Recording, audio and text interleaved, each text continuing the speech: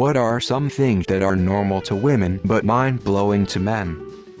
Discharge can bleach underwear. Not stain, actually remove color. The wizardry that they do with their hair in split seconds. Like woman, how TF you got your hair tied up in a bun in the time it takes me to blink? Tiny jeans pockets. How they can take their bra off from under their shirt. I don't know why we find it so impressive, but it is. Having to concentrate really hard to have an orgasm.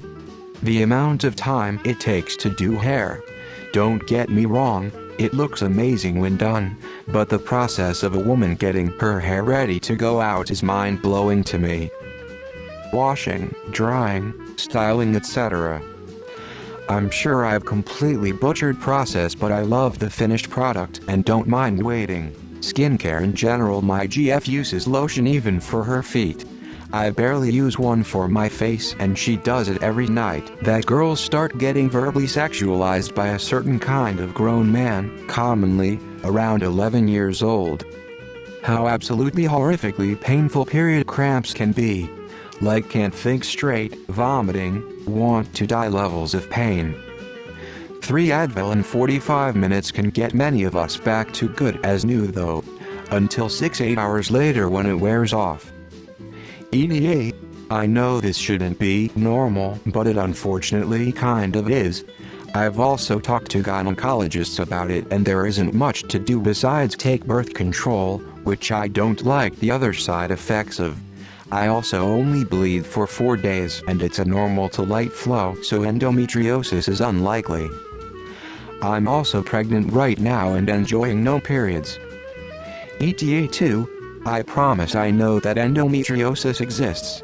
I'm not looking for advice on my painful periods. I have a gynecologist for this.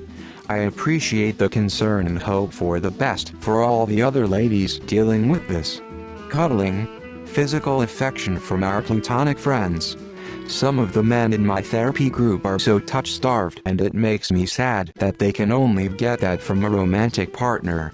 I have easily 10 friends who if I really needed a hug would drop everything to come hold me, giving birth to another human, surprised face with open mouth. You are standing in a busy bar and someone wants to pass you. If you are a guy, hey excuse me, little tap on the shoulder, friendly smile and request to move.